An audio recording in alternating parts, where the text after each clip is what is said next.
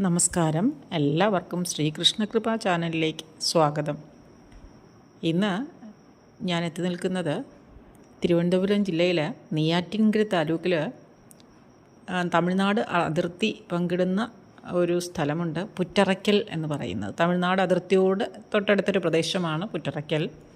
അവിടെയുള്ള വളരെ പ്രസിദ്ധമായ ഒരു ശിവക്ഷേത്രത്തെക്കുറിച്ച് പറയാനാണ് ഞാനിന്ന് ഈ വീഡിയോ ചെയ്യുന്നത്. നിങ്ങളൊക്കെ കേട്ട് കാണും. ചെങ്കൽ ശ്രീ ശിവപാർവതി ക്ഷേത്രമാണ് ഇവിടെയുള്ളത്. ശിവനും പാർവതിക്കും ഒരേ പീഠത്തിലാണ് ഇവിടെ സ്ഥാനം കൊടുത്തിരിക്കുന്നത്. ശിവപാർവതിമാർക്ക് പ്രധാന സ്ഥാനമുള്ള ഈ അമ്പലത്തിൽ ഉപദേവതകളായിട്ട് ഗണപതി, സുബ്രഹ്മണ്യൻ, അയ്യപ്പൻ, നവഗ്രഹങ്ങൾ, നാഗദൈവങ്ങൾ എന്നിവർ കൂടിയുണ്ട്.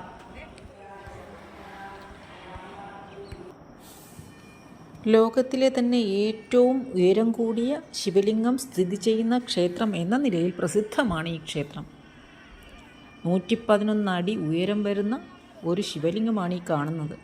ഈ ശിവലിംഗത്തിനകത്ത് 7 നിലകൾ ക്രമീകരിച്ചിട്ടുണ്ട്. ഈ ഓരോ നിലകളിലുമായിട്ട് നിരവധി ദേവതാ പ്രതിഷ്ഠകളും കാണാം. ഏറ്റവും താഴെയുള്ള നിലയിൽ പ്രതിഷ്ഠിച്ചിട്ടുള്ളതൊരു ശിവലിംഗമുണ്ട്. അവിടെ ഭക്തർക്ക് സ്വയം പൂജകൾ ചെയ്യാനുള്ള സൗകര്യവും ഉണ്ട്. ശിവന് വിഗ്രഹപ്രതിഷ്ഠയുള്ള അപൂർവം ക്ഷേത്രങ്ങളിൽ ഒന്ന് എന്ന നിലയിലും ശ്രദ്ധേയമാണ് ഈ ക്ഷേത്രം. ഇതുകൂടാതെ ഇതിൻ്റെ ഒരു ഭാഗത്തായിട്ട് 32 ഗണപതി രൂപങ്ങളുടെ ഒരു പ്രതിഷ്ഠ ഒരു പ്രത്യേക മണ്ഡപത്തിൽ ക്രമീകരിച്ചിട്ടുണ്ട്. ആ 32 ഗണപതി രൂപങ്ങളുടെയും പേരുകളും അതിൻ്റെ പ്രത്യേകതകളുമൊക്കെ അവിടെ തന്നെ നമുക്ക് ചെല്ലുമ്പം മനസ്സിലാക്കാൻ പറ്റും. ഇതുകൂടാതെ ഗംഗാജലം നിറഞ്ഞു നിൽക്കുന്ന കിണർ, 12 ജ്യോതിർലിംഗങ്ങളുടെയും മാതൃകകൾ തുടങ്ങി നമ്മെ അത്ഭുതപ്പെടുത്തുന്ന ഒരുപാട് അത്ഭുതങ്ങളുടെ ഒരു കലവറ തന്നെയാണ് ഇവിടം. ഒരിക്കലൊന്ന് വന്ന് കണ്ടു നോക്കിയാൽ അറിയാം ഇവിടുത്തെ പ്രത്യേകതകൾ. ഈ ശിവലിംഗത്തിൻ്റെ ഉള്ളിൽ പ്രവേശിക്കാൻ കഴിയും. മുകളിലത്തെ നില വരെ നമുക്ക് പോയിട്ട് തിരിച്ച് അതുപോലെ തന്നെ തൊട്ടടുത്ത് വൈകുണ്ഠം എന്ന് പറയുന്ന ഒരു പ്രത്യേക ഭാഗത്തുകൂടെയാണ് നമ്മൾ തിരിച്ചിറങ്ങുന്നത്. അങ്ങോട്ട് കയറുന്നതാകട്ടെ ഈ ശിവലിംഗത്തിൻ്റെ ഉള്ളിലെ 7 നിലകളിലൂടെയാണ്.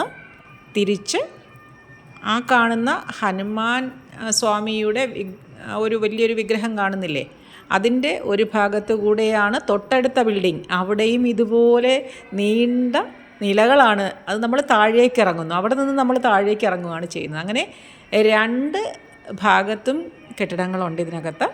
ഈ കാണുന്ന ശിവലിംഗത്തിൻ്റെ തൊട്ടടുത്തായിട്ട് 2 തൃശൂലങ്ങളും അതിൻ്റെ തൊട്ടടുത്തായിട്ടൊരു ഡമരുവും ഉണ്ട്. അത് കണ്ടു കാണുമെന്ന് കരുതുന്നു. ആ കാണുന്ന ഹനുമാൻ സ്വാമിയുടെ ആ രൂപത്തിൻ്റെ ഉള്ളിലൂടെയാണ് നമ്മൾ തൊട്ടടുത്ത ബിൽഡിംഗ്, ആ കാണുന്ന ബിൽഡിങ്ങിലേക്ക് ഇറങ്ങുന്നത്.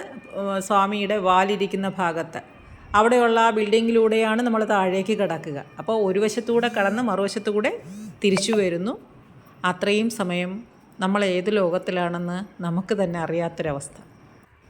ഉള്ളിലേക്ക് കടക്കണമെങ്കിൽ പാസ് എടുക്കണം. അതിന് പ്രത്യേക സജ്ജീകരണമുണ്ട്. അതിന് വേണ്ടിയിട്ട് നമ്മൾ ഈ ശിവലിംഗത്തിൻ്റെ ഒരു ഭാഗത്ത് വേറൊരു കെട്ടിടമുണ്ട്. അവിടെ ചെന്ന് കഴിഞ്ഞാൽ ഇതിൻ്റെ പാസ് കിട്ടും. ഒപ്പം തന്നെ ഇങ്ങനെ അഭിഷേകം നടത്താൻ ആവശ്യമായ ജലവും മറ്റ് എല്ലാ പൂജാ സാധനങ്ങളും അവിടെ കിട്ടും. അത് മേടിച്ചിട്ട് വേണം എന്നുള്ളവർക്ക് കൊണ്ടുപോകാം. അല്ലാത്തവർക്ക് കണ്ടാൽ മാത്രം മതി എന്നുള്ളവർക്ക് അതുമാകാം. ഏതായാലും ശരി, ഒരു വല്ലാത്തൊരു അത്ഭുതമാണ് അതിൻ്റെ ഉള്ളിലേക്ക് കിടക്കുമ്പോൾ. നമ്മൾ പറയാറില്ലേ, ഏതോ ഒരു പ്രത്യേക ലോകത്തിലെത്തിയ ഒരു അനുഭൂതി.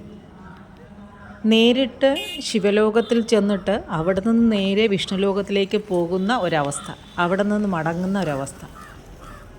സ്വാമി മഹേശ്വരാനന്ദ സരസ്വതി എന്ന ഒരു സന്യാസിയുടെ നേതൃത്വത്തിലുള്ള ഒരു ട്രസ്റ്റാണ് ക്ഷേത്രഭരണം നടത്തിപ്പോരുന്നത്.